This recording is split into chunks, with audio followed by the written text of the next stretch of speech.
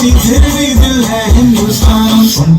हर करम अपना करेंगे ऐ वतन तेरे लिए।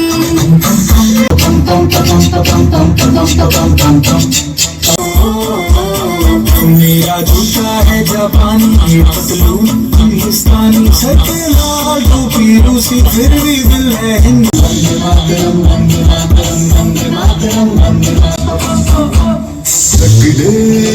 चक दे इंडिया, गली वाले नीले आसमान के तले। पहला स्कूल है, क्या कहेंगे इस पर?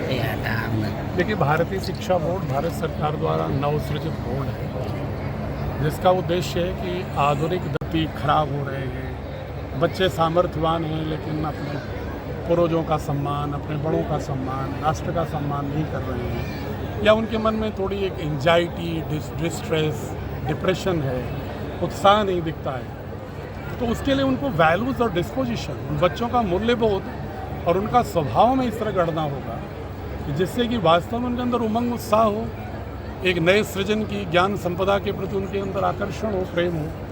उसके लिए मैं आग्रह करूँगा कि एक बार भारतीय शिक्षा बोर्ड से जुड़ करके देखें, उनकी पुस्तकों को पढ़ें, तो उन्हें लगेगा कि अपने बच्चों को उन्हें इसी बोर्ड से पढ़ाना चाहिए।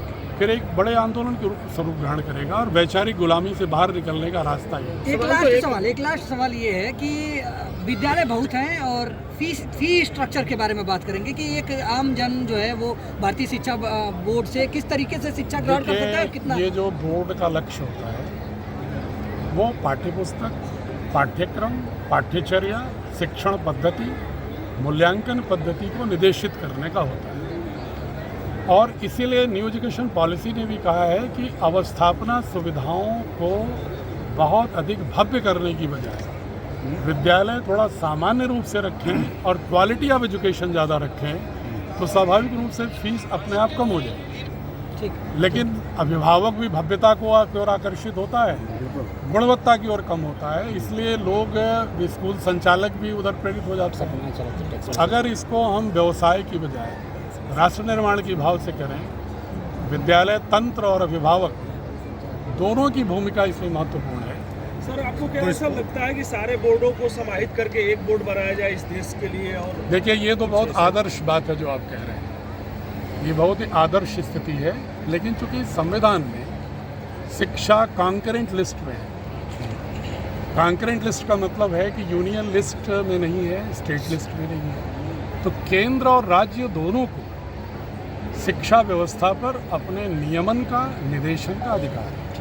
ऐसी स्थिति में जब तक वो कॉन्करेंट लिस्ट में शिक्षा है, तब तक संवैधानिक रूप से एक बोर्ड का स्वरूप हो पाना संभव नहीं है। लेकिन हाँ, नेशनल कैरिकुलम फ्रेमवर्क जो अभी आया है, न्यू एजुकेशन पॉलिसी आई है, उसने सभी राज्यों को निर्देश दिया है, अनुरोध भी किया है, क्योंकि कॉन्करेंट लिस्ट में है, कि आप इससे जुड़ें।